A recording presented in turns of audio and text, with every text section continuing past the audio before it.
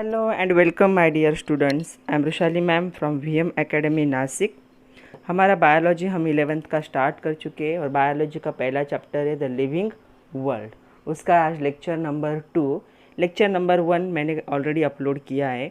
उसमें हमने देखा था बेसिक प्रिंसिपल्स ऑफ लाइफ और उस पर भी बहुत सारे जो क्वेश्चन थे उसको भी डिस्कस किया था। आज के लेक्चर में हमें देखने हैं 2 टॉपिक। पहला देखना है हर्बेरियम और दूसरा देखना है बोटैनिकल गार्डन। इस पे भी बहुत सारे नॉलेज बेसिस पे क्वेश्चन है, कुछ थ्योरेटिकल क्वेश्चन है, तो सारे क्वेश्चन कवर होंगे, कुछ एक्सरसाइज के होंगे, कुछ एग्ज़ाम में आने वाले होंगे। तो चलो स्टार्ट करते हैं herbarium lecture number 2 from the chapter number 1 of biology living world with VM academy Nashik. तो चलो स्टार्ट करते हैं हर्बेरियम। तो हर्बेरियम क्या होते हैं? Herbarium is the dried plant. तो प्लांट को क्या किया जाता है? यहाँ पे ड्राई किया जाता है। प्लांट का कोई भी जो पार्ट होगा उसे क्या किया जाएगा? कट करके ड्राई किया जाता है और एक ड्राई स्पेसिमन बनाया जाता है इसे। उसे क्या करते हैं? ड्राई करने के लिए प्रेस किया जाता है। जैसे हम किताब में कोई फ्लावर रखते हैं या कोई भी प्लांट का पत्ता रखते तो वो कैसे प्रेस हो जाता है, वैसे ही उसको क्या किया जाता है? प्रेस करते। उसके बाद ट्रीट किया जाता है। उसके बाद उसे माउंट किया जाता है ऑन स्टैंडर्ड साइज शीट। एक स्टैंडर्ड साइज शीट होता है, एक बड़ा पेपर होगा या शीट होगा, उस पर क्या किया जाएगा? उसे माउंट किया जाएगा in order to preserve it, ताकि उसे क्या कर सके? प्रिजर्व कर सके। तो ऐसा करने की ज़रूरत क्यों पड़ती है? क्योंकि प्लांट तो सब जगह पे प्रेजेंट होते हैं, लेकिन सारे प्लांट सभी जगह पे प्रेजेंट होना पॉसिबल नहीं है। जो प्लांट कश्मीर में प्रेजेंट हो नेसेसरी नहीं कि वो प्लांट महाराष्ट्र में मिले, या फिर जो प्लांट महाराष्ट्र में प्रेजेंट है वो नेसेसरी नहीं कि वही प्लांट राजस्थान में मिले। तो जो स्पेसिमन, जो स्पेसीज़ जहाँ पे प्रेजेंट नहीं होती, अगर वहाँ पे उसकी स्टडी करनी है तो उसको क्या किया जाता है? ऐसे ड्राई करके प्रेस करके माउंट किया जाता है स्टैंडर्ड साइज के पेपर पे, ताकि उसे प्रिजर्व कर सके फॉर द स्टडी पर्पज़। उसे क्या कहते हैं? हर्बेरियम। तो ये देखो एक प्लांट है, इसे क्या किया गया है? हिबिस्कस है, चाइना रोज़। इसके एक पार्ट को कट कर लिया गया है और उसे कट करके क्या किया गया है? प्रेस किया गया है। उस पर प्रेशर अप्लाई किया, मतलब उसे बुक में रखा गया, तो क्या हो गया? इससे फॉर्म हो गया। फिर इसे क्या किया जाता है? एक स्टैंडर्ड साइज़ का पेपर लेते हैं, उस पेपर पे इसे क्या किया जाता है? माउंट किया जाता है और साइड में उसकी इन्फॉर्मेशन लिखी जाती है। तो साइड में जो इन्फॉर्मेशन लिखते हैं वो कैसी लिखी जाती है वो हमें देखना है। नेक्स्ट पॉइंट हमारा वही है, लेकिन इसे क्या कहोगे? हर्बेरियम। ये और एक एग्जाम्पल है, ये भी एक फ्लावरिंग प्लांट है। इसके क्या किया गया है? प्लांट के एक पार्ट को कट करके उसे क्या किया गया है? प्रेस करके माउंट किया गया है। तो इसे हम क्या कहेंगे? हर्बेरियम कहेंगे।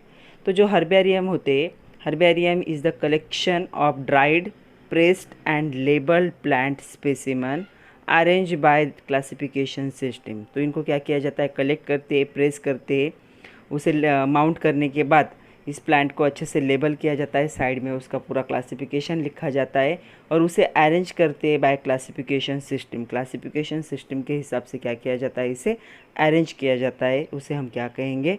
हर्बेरियम कहेंगे। तो चलो हर्बेरियम के बारे में और जानते हैं। क्या है इसेंशियल्स ऑफ गुड हर्बेरियम? अगर अच्छा हर्बेरियम बनाना है तो उसके लिए कौन सी चीज़ें ज़रूरी है? क्या इसेंशियल है? सबसे पहली बात इसेंशियल है, it is essential to identify and label the collected specimen correctly. तो जो आपने स्पेसिमन कलेक्ट किया है उसे आइडेंटिफाई करना और लेबल करना ज़रूरी है। अगर गलत आइडेंटिफाई किया तो लेबलिंग भी क्या हो सकता है? गलत हो सकता है। इसलिए उसका आइडेंटिफिकेशन करेक्ट होना ज़रूरी है। तो उसे क्या करना है? सबसे पहले आइडेंटिफाई करना है क्या है, उसके बाद उसको लेबलिंग करना है ताकि उसका क्लासिफिकेशन अच्छे से समझ में आए। सेकंड इम्पॉर्टेंट चीज़ है, जो भी स्पेसिमन है, मतलब जो भी प्लांट आपने कलेक्ट किया है, it should be stored in dry place. उसे ड्राई प्लेस में स्टोर करना ज़रूरी है। अगर वो थोड़ा भी गीला हो जाता है और उसे ड्राई करते हो आप तो उसका कलर चेंज हो जाएगा और फिर वो हर्बेरियम अच्छे से नहीं बनेगा। इसीलिए जब भी आप प्लांट को कलेक्ट करोगे तो जो प्लांट कलेक्ट किया जाता है उसे क्या किया जाता है? ड्राई प्लेस पे क्या किया जाता है? स्टोर किया जाता है। नेक्स्ट पॉइंट है the plants are pressed and mounted on the sheet. उस शीट को क्या किया जाता है, उस शीट को कहा जाता है हर्बेरियम शीट। मतलब प्लांट को प्रेस करके आप जिस शीट पे उसे माउंट करते हो उसे क्या कहते हैं, हर्बेरियम शीट। लेकिन सारे प्लांट को प्रेस करना पॉसिबल है क्या, no. Some plants are not suitable for the pressing. उसे आप प्रेस या माउंट नहीं कर सकते। जैसे कुछ प्लांट में क्या होते हैं, फ्रूट्स प्रेजेंट होते हैं या फिर वेजिटेबल्स प्रेजेंट होते हैं। कुछ प्लांट्स में क्या होंगे, सीड्स प्रेजेंट होंगे। कुछ जैसे मेज जैसे उनमें कोन प्रेजेंट हो सकता है। तो ऐसे फ्रूट, सीड्स और कोन वाले प्लांट को माउंट करना पॉसिबल नहीं। फ्लावर वाले प्लांट को माउंट करना पॉसिबल है, प्रेस करना पॉसिबल है। लेकिन जिनके पास फ्रूट होते हैं, सीड्स होते हैं या कोन्स होते हैं, उनको प्रेस करना पॉसिबल नहीं है। तो इनको प्रिजर्व करने के लिए क्या किया जाता है, इनको सुटेबल लिक्विड में क्या किया जाता है, रखा जाता है। जैसे कि फॉर्मल्डिहाइड या फिर एसिटिक अल्कोहल। आप लोगों ने आपके जूलॉजी के लैब में देखा होगा, स्कूल में भी, कुछ एनिमल जो होते हैं, एनिमल को लिक्विड में रखा जाता है। वो सुटेबल लिक्विड क्या होता है, फॉर्मल्डिहाइड और एसिटिक एसिड। तो ऐसे प्लांट जिनको हम प्रेस नहीं कर सकते, माउंट नहीं कर सकते, उनको क्या किया जाता है, सुटेबल लिक्विड में रखा जाता है। और लिक्विड का नाम होगा either formaldehyde or the acetic alcohol is used. Mostly formaldehyde is used. Next point है, जब प्रेस हो जाता है और उसे जब प्रिजर्व किया जाता है स्पेसिमन को, अगर स्पेसिमन लॉन्गर टाइम के लिए प्रिजर्व करना है तो जो पेपर यूज़ करते हैं, हर्बेरियम शीट जिसे कहते हैं, वो क्या होना चाहिए, it should B acid free.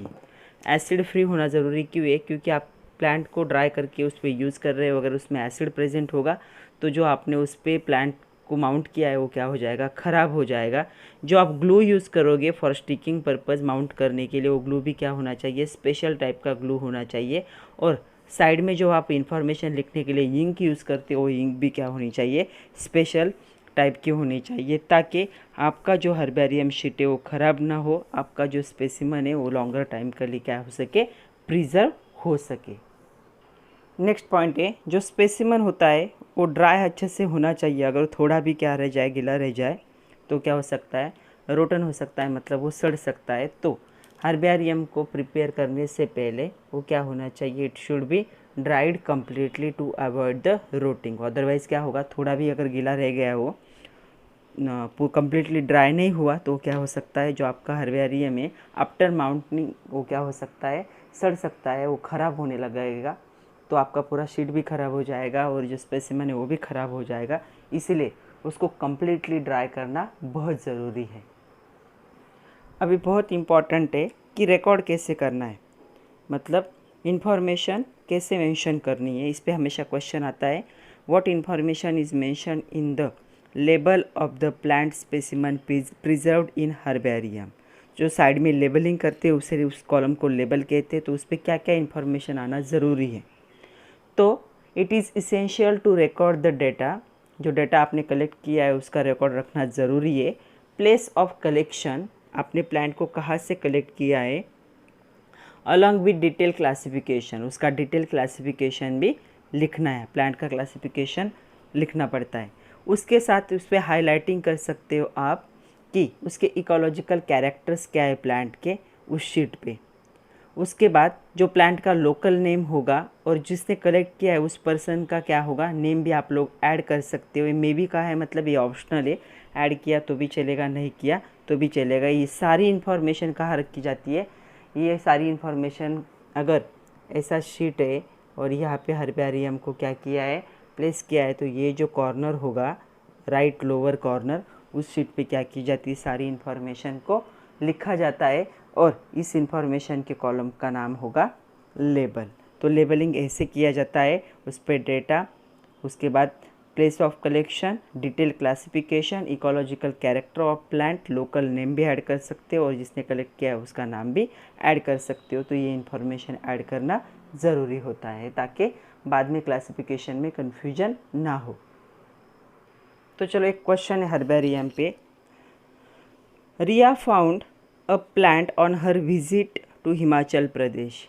एक स्टूडेंट है, रिया नाम है, हिमाचल प्रदेश में गई है विजिट के लिए। What are the way she can show it to her biology teacher. उसको एक प्लांट मिला है वहाँ पे जो रेयर प्लांट होगा, तो कौन सा ऐसा वे कि वो अपने बायोलॉजी टीचर को प्लांट दिखाए और उसके बारे में इंफॉर्मेशन कलेक्ट करे। उसके पास मोबाइल है, ये बात आप भूल जाओ। कि मोबाइल में फ़ोटो क्लिक करेगी और अपने टीचर को भेजेगी, वो ऑप्शन नहीं है उसके पास। तो उसके पास कौन सा ऑप्शन बाकी है? तो क्या कर सकती हो, Riya can press and mount that plant specimen on the herbarium sheet. अगर वो वहाँ पे ज़्यादा दिन रुकने वाली है तो क्या कर सकती है, उस प्लांट का क्या कर सकती है, कोई पार्ट कलेक्ट कर सकती है, उसे प्रेस कर सकती है, माउंट करके एक हर्बेरियम शीट बना सकती है उस स्पेसिमन का। उस ड्राइड उससे क्या किया जाएगा, ड्राई करके प्रिजर्व कर सकती है until she return back to her visit. उसे अपने विजिट से वापस आने तक वो क्या हो जाएगा, ड्राई हो जाएगा। She can also right any available information regarding the collected specimen. वो जहाँ पे प्लांट उसे मिला है उस जगह पे जाके उसके बारे में क्या कर सकती है, इन्फॉर्मेशन कलेक्ट कर सकती है, और वो इन्फॉर्मेशन हर्बेरियम शीट पे वो क्या कर सकती है, लिख सकती है। Which can be useful further studies with her biology teacher, ताकि उसको बाद में उसके बायोलॉजी टीचर के साथ जब वो स्टडी करेगी तब वो उस इन्फॉर्मेशन की वजह से उसे क्या होगा, थोड़ा सा और क्या है, यूज़फुल होगी वो information. Various taxonomical aids can be useful to get information about this particular plant. उस पर्टिकुलर प्लांट के बारे में इंफॉर्मेशन कलेक्ट करने के लिए और भी टेक्सोनॉमिकल क्या है, एड्स यूज़ हो सकते हैं, लेकिन यहाँ पे वो क्या कर सकती है यहाँ पे वो उस प्लांट को कलेक्ट करेगी, प्रेस करेगी, माउंट करेगी और उसका क्या बनाएगी, हर्बेरियम बनाएगी, और जो इन्फॉर्मेशन उसे वहाँ से मिलती है वो उस पर अब लिख लेगी।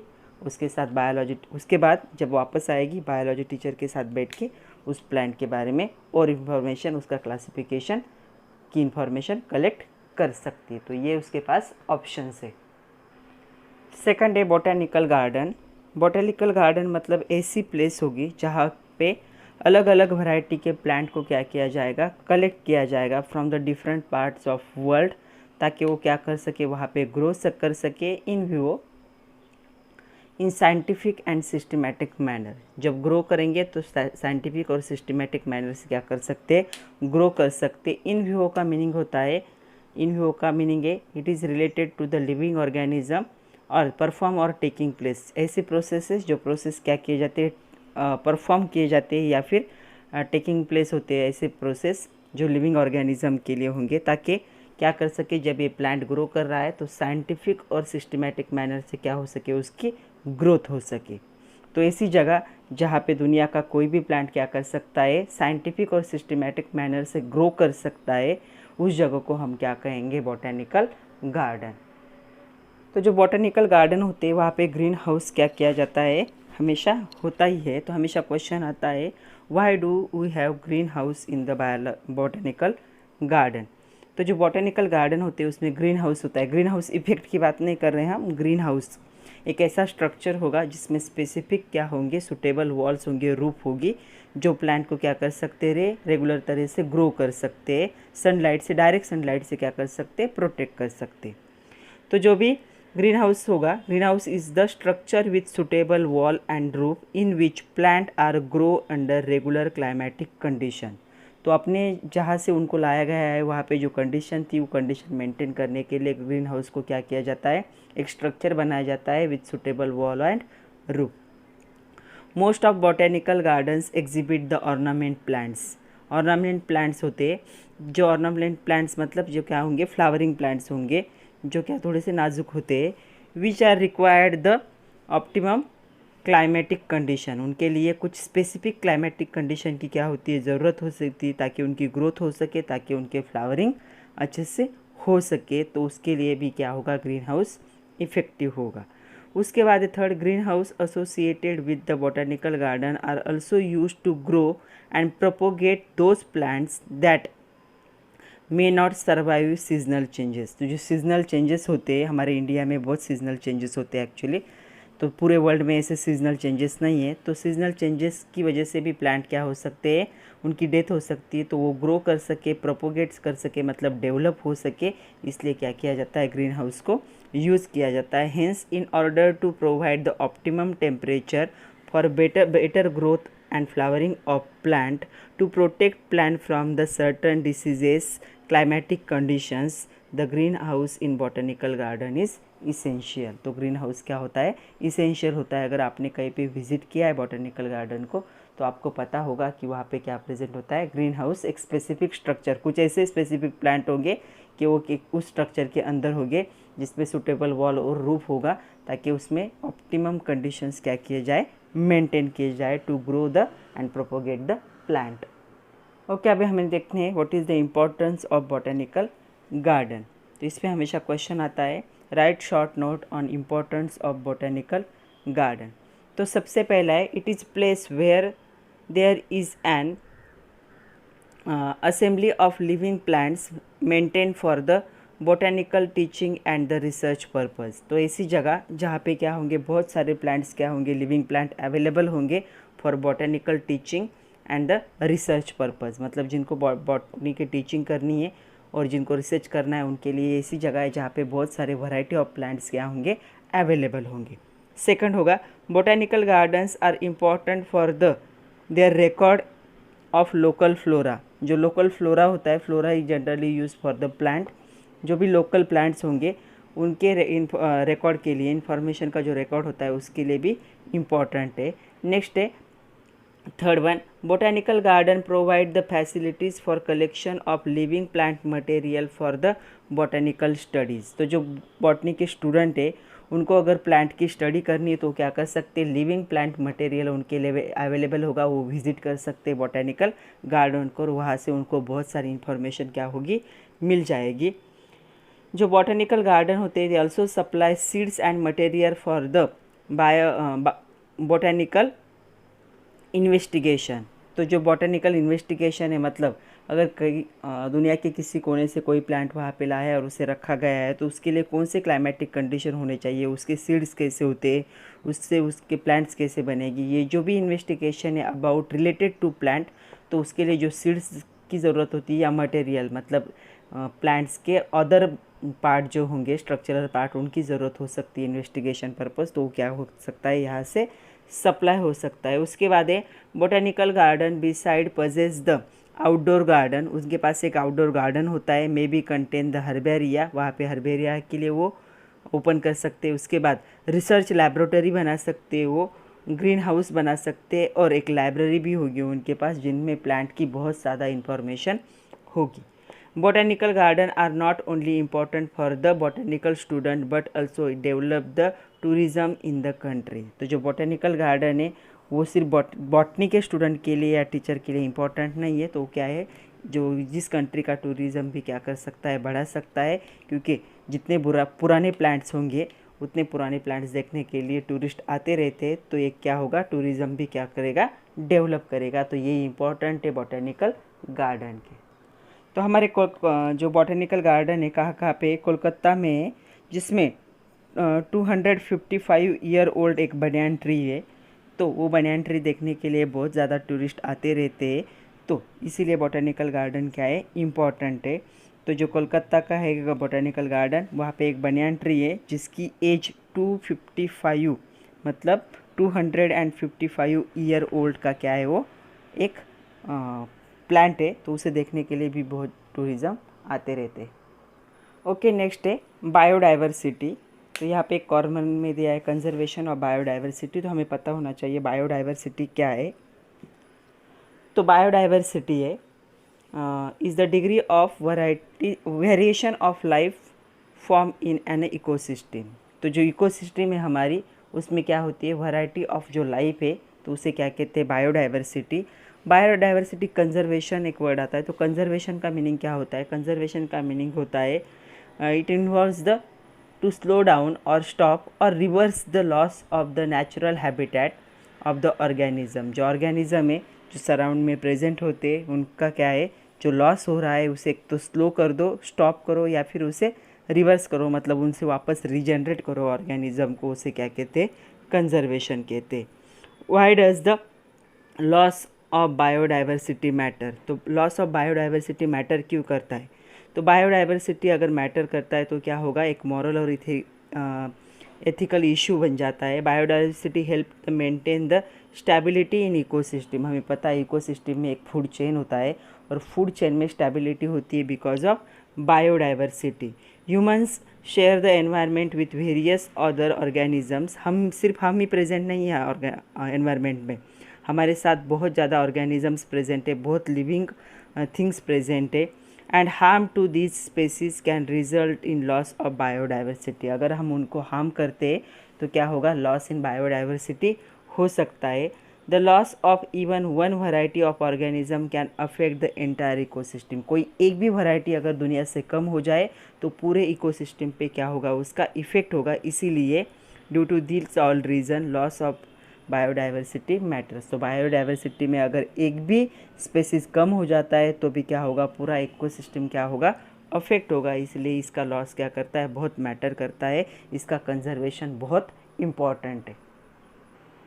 तो अभी हमें देखना है role of human being in the biodiversity conservation. हमेशा क्वेश्चन आता है write short note on role of human being in the biodiversity conservation. तो मैंने हाईलाइट यहाँ पे लिखे, हमें एक एक पॉइंट को क्या करना है, डिस्कस करना है। पहला पॉइंट है due to rapid increase in human population. हमें पता है ह्यूमन पॉपुलेशन कितना रैपिड में क्या हो रहा है, इंक्रीज़ हो रहा है। उसकी वजह से क्या हो रहा है, इंडस्ट्रियलाइजेशन हो रहा है।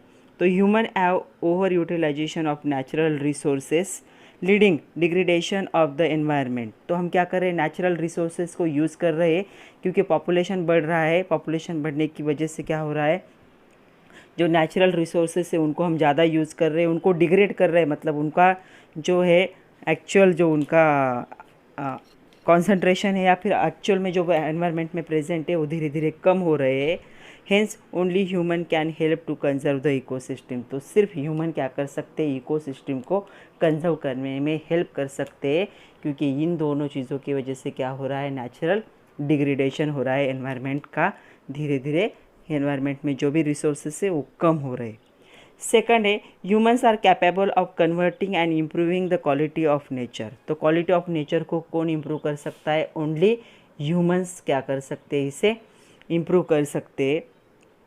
Can play a major role in the biodiversity conservation. अगर वो क्वालिटी नेचर की मेंटेन करते हो तो बायोडाइवर्सिटी कंजर्वेशन में बहुत इंपॉर्टेंट रोल को क्या कर सकते, प्ले कर सकते। नेक्स्ट है in order to conserve the biodiversity and its environmental resources, human must be use the resources rationally and avoid the excessive degradation of environment। तो क्या कर सकते हैं ह्यूमन, अगर पॉपुलेशन बढ़ भी रहा है तो अगर ये करना है बायोडाइवर्सिटी कंजर्वेशन करना है, तो जो भी रिसोर्सेस है और जिनका एक्सेसिव यूज़ हो रहा है, एक्सेसिव डिग्रेडेशन हो रहा है एनवायरनमेंट का, उसे वो क्या कर सकते हैं, रिवर्स कर सकते हैं, अवॉइड कर सकते हैं। मतलब अगर यूज़ भी किया है प्लांट को तो वो प्लांट को वापस क्या कर सकते हैं, ग्रो भी कर सकते हैं। तो इसमें ह्यूमन हेल्प कर सकते हैं। नेक्स्ट है ये जो सारे प्रॉब्लम्स हैं उनको कौन ओवरकम कर सकता है, ह्यूमन ओवरकम कर सकता है, क्योंकि पूरी दुनिया पे किसका होल्ड है, ह्यूमन का ही होल्ड है।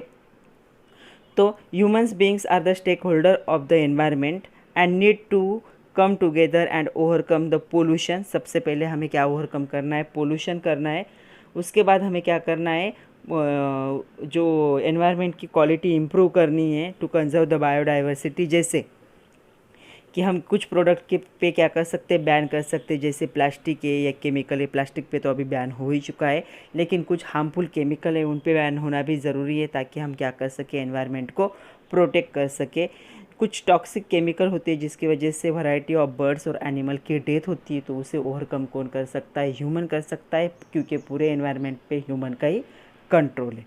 नेक्स्ट है human beings also play an important role in conservation of biodiversity by establishment.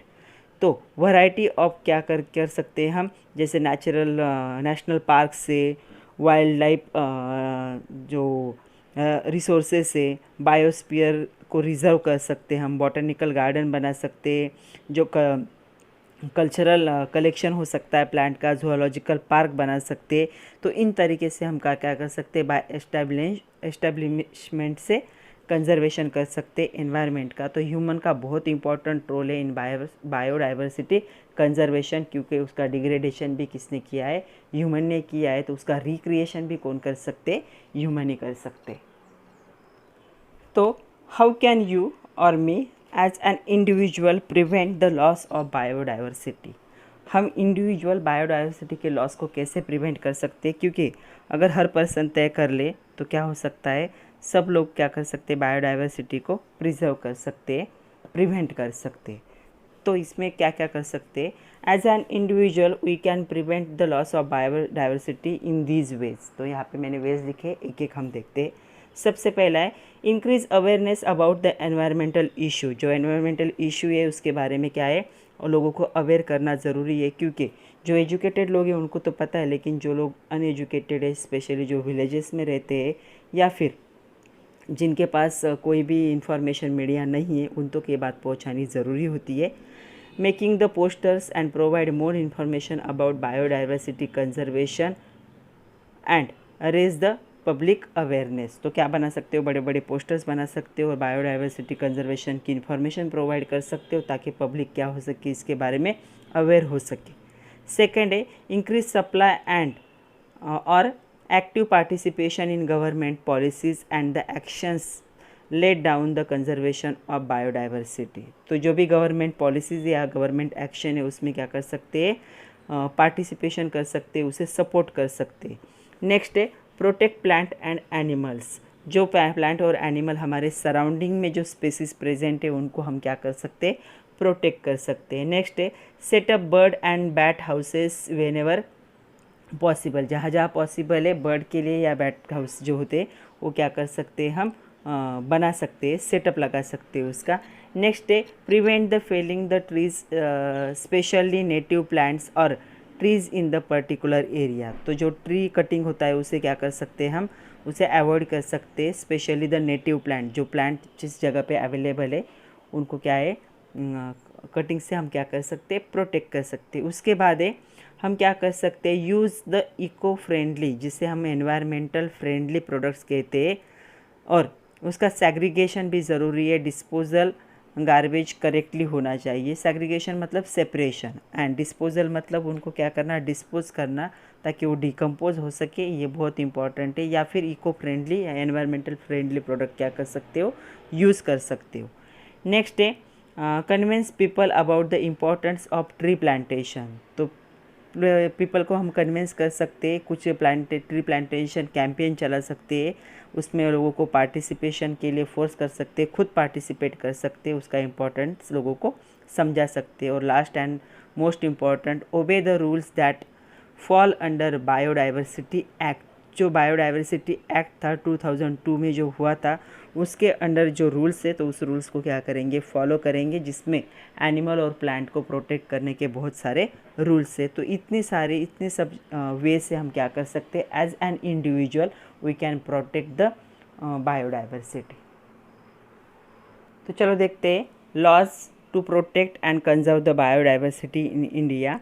आपके बुक में फाइंड आउट करके क्वेश्चन है, human beings as a key position in maintaining the biodiversity on earth, find out more information about the following. तो पहला है laws to protect and conserve the biodiversity in India.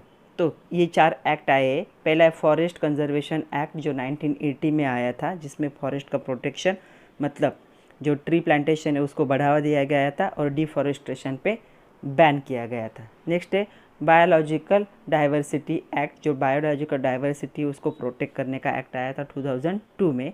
Next है wild life protection, मतलब किसी भी wild animal को आप क्या है, पकड़ नहीं सकते, उसे आप अपने साथ नहीं रख सकते, वो एक्ट था। ऐसे उसे मार नहीं सकते, वो था 1972 में। उसके बाद था एनवायरनमेंट प्रोटेक्शन एक्ट, जिसमें आप किसी भी एनवायरनमेंट में जो भी है जो जिसे नेशनल ये कहते हैं नेशनल संपत्ति, जिसे उसको प्रोटेक्ट करना ज़रूरी है, तो उस एनवायरनमेंट प्रोटेक्शन एक्ट आया था 1986 में। तो ये जो एक्ट थे वो अभी तक इंडिया में आ चुके हैं। इसके हिसाब से अलग अलग लॉज बनाए गए। अगर कोई इन एक्ट को, इन रूल को तोड़ता है तो उनको पनिश भी किया जाता है। नेक्स्ट क्वेश्चन है फाइंड आउट में टेक्स्ट बुक का जो पेज नंबर 4 है उस पर यह क्वेश्चन, पहला क्वेश्चन था लॉज का। सेकंड क्वेश्चन है environmental effects of ambitious project. ये एम्बिशियस प्रोजेक्ट थे गवर्नमेंट के, लाइक्स कनेक्टिंग रिवर्स और connecting cities by constructing roads. तो इसके क्या इफ़ेक्ट होते हैं वो हमें देखने। तो सबसे पहला इफ़ेक्ट होगा they form barrier to the animals. तो एनिमल के लिए एक बैरियर बन जाएगा, तो एक जगह से दूसरी जगह जाना उनके लिए क्या हो जाएगा, ईजी हो जाएगा। तो ये क्या है, पॉजिटिव पॉइंट है कि एनिमल के लिए क्या होगा, एक बैरियर होगा। सेकंड है जो कंस्ट्रक्शन ऑफ रोड है, it require the cutting down of tree and resulting the large scale deforestation. तो यहाँ पे डिफॉरेस्ट्रेशन ऐड करना रह गया। तो डिफॉरेस्ट्रेशन, अगर हमें क्या करना है, कंस्ट्रक्ट करना है, रोड कंस्ट्रक्ट करना है, सिटी टू सिटी कनेक्ट करना है, तो जो भी फॉरेस्ट है उसका क्या होगा, कटिंग होगा, क्योंकि लैंड की ज़रूरत पड़ेगी, लार्ज अमाउंट ऑफ लैंड की। तो क्या होगा, कटिंग ऑफ लैंड होगा। तो ये एक बैड पॉइंट है कि फॉरेस्ट का कटिंग होगा, डिफॉरेस्ट्रेशन होगा, वो भी बहुत बड़े स्केल पे होगा। नेक्स्ट है दे occupy the large land resources. तो बहुत ज़्यादा लैंड रिसोर्सेज की ज़रूरत पड़ेगी, resulting in loss of habitat and variety of species. तो अगर ज़्यादा जगह लगेगी, फॉरेस्ट का कटिंग होगा, तो जो फॉरेस्ट में जो एनिमल प्रेजेंट होंगे, उस जो एनिमल्स की क्या होगी, जो स्पेसीज होगी, वैरायटी ऑफ स्पेसीज क्या हो जाएंगे, लॉस हो जाएंगे। क्योंकि हैबिटेट का मीनिंग क्या होता है, हमारा सराउंडिंग, जिसमें हम क्या करते, कंफर्टेबल फील करते। तो अगर फॉरेस्ट ही नहीं रहे तो वो स्पेसीज क्या हो जाएंगे, डिस्टर्ब होंगे, तो उनका हैबिटेट क्या होगा, बड़े लार्ज स्केल पे क्या हो सकता है, लॉस हो सकता है। They can alter the water flow pattern. Water का फ्लो पैटर्न भी अल्टर होगा, क्योंकि रिवर को कनेक्ट करने की बात हो रही है उसमें। तो उसकी वजह से क्या होगा, डैमेज ऑफ मेनी इकोसिस्टम, जो बहुत सारे इकोसिस्टम है वो भी क्या हो जाएंगे, डैमेज हो जाएंगे। जैसे कि एक्वाटिक इकोसिस्टम है वो क्या हो जाएंगे, डैमेज होंगे। और लास्ट वन है they can increase the pollution. तो एयर पोल्यूशन होगा, वाटर पोल्यूशन होगा, सॉइल पोल्यूशन होगा, कंस्ट्रक्शन है मतलब नॉइस पोल्यूशन होगा। And they disturb the variety of animals and birds, दस अफेक्टिंग देयर बिहेवियरल पैटर्न। तो उनका बिहेवियर भी चेंज हो सकता है। तो जो ड्रीम प्रोजेक्ट है, जिसे एम्बिशियस प्रोजेक्ट कहते हैं, लाइक कनेक्टिंग रिवर और connecting cities by constructing road, ये क्या है, इसकी वजह से बहुत ज़्यादा लॉस होने वाला है एनवायरनमेंट का। तो ये बेनिफिशियल प्रोजेक्ट नहीं है। नेक्स्ट क्वेश्चन है, did bauxite mining in western Ghat affect the species like black panther. तो जो वेस्टर्न घाट है वहाँ पे क्या होता है, माइनिंग होता है, जिसपे बॉक्साइड ओर मिलता है वहाँ पे। तो हमें पता है ओर्स कहाँ मिलते हैं, माइनिंग में, मतलब ज़मीन के नीचे से मिलते। तो उसके लिए लार्ज अमाउंट ऑफ क्या होगा, डिफॉरेस्ट्रेशन होगा। और जो ब्लैक पैंथर होगी, एक वाइल्ड एनिमल है, तो वो कहाँ मिल सकता है, वो फॉरेस्ट में ही मिल सकता है। तो इसके बारे में थोड़ा सा जानते, तो इसका आंसर होगा yes, it affect the species like black panther. The western Ghat is the one of the global biodiversity hotspot. एक ग्लोबल बायोडाइवर्सिटी हॉटस्पॉट है। It retain more than 30% of plant, aquatic, reptile, amphibian and mammal species found in India. इन्होंने कितना, 30% क्या कर दिया है, destroy कर दिया है। किसे, प्लांट को, एक्वेटिक एनिमल को, रेप्टाइल को, एम्फीबियन और मैमल स्पेसीज जो इंडिया में मिलते हैं due to the bauxite mining. तो जो bauxite mining is one of the such activity which has significant negative impact on local environment. तो इसका एक निगेटिव इम्पैक्ट होता है लोकल एनवायरनमेंट पे। क्यों, क्योंकि बॉक्साइड माइनिंग जो होती है वो डिपॉजिट होता है ज़मीन के नीचे। तो उसकी ज़मीन के ऊपर जो वेजिटेशन होता है, उस वेजिटेशन कम्प्लीटली क्या करना पड़ता है, रिमूव करना पड़ता है। मतलब जो भी वेजिटेबल ग्रो करने ऊपर, जिसके नीचे माइंस प्रेजेंट होते हैं, तो माइनिंग की वजह से वो वेजिटेबल को ग्रो नहीं होने देते। और लार्ज स्केल पे यहाँ पे क्या होता है, डिफॉरेस्ट्रेशन होता है। वेजिटेशन भी नहीं होता, डिफॉरेस्ट्रेशन भी नहीं होता, इसीलिए क्या होता है, यहाँ पे बहुत ज़्यादा जो प्लांट्स है वो कम हो चुके हैं, 30% अराउंड। उसके बाद जब ज़मीन की खुदाई होती है और उसमें से जो मटेरियल निकलता है, वो मटेरियल डंपिंग का भी प्रॉब्लम होता है। इसलिए जो भी बहुत ज़्यादा लैंड क्या यूज़ की जाती है उस मटेरियल को डंप करने के लिए।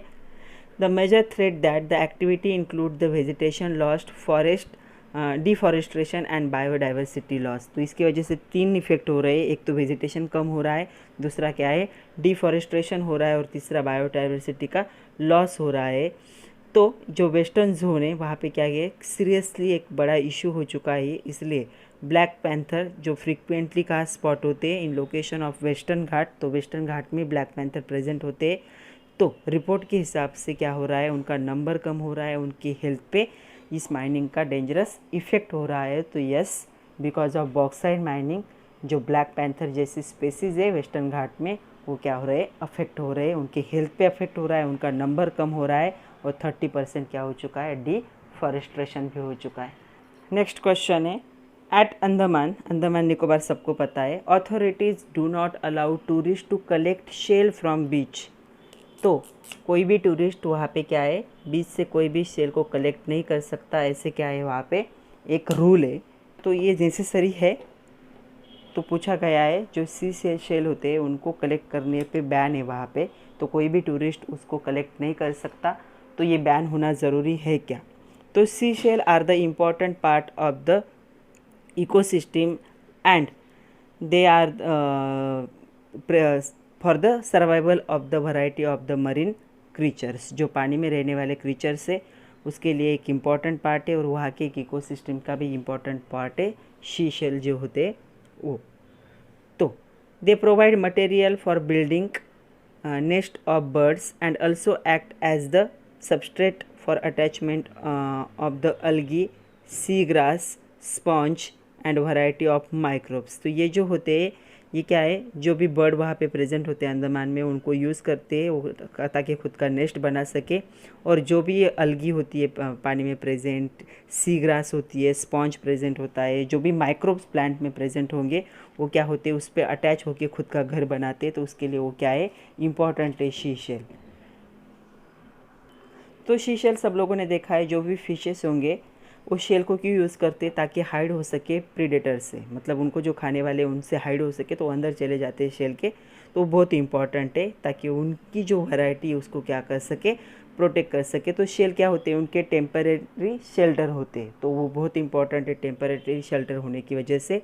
अगर वहाँ पे सी शेल को रिमूव कर लिया जाता है तो वैरायटी ऑफ क्या आते हैं, वहाँ पे टूरिस्ट आते हैं, अगर वहाँ से उन्होंने सी शेल को वहाँ से उठा लिया तो क्या होगा, इसका बहुत ज़्यादा इम्पैक्ट होगा उसके इकोसिस्टम पे। इसीलिए उनकी इकोसिस्टम को प्रोटेक्ट करने के लिए अथॉरिटीज़, मतलब जो भी अंडमान की अथॉरिटीज़ है उन्होंने क्या किया है, जो टूरिस्ट है उनको अलाउ नहीं करते कि बीच में से कोई भी शेल को वो उठाए या फिर कलेक्ट करे।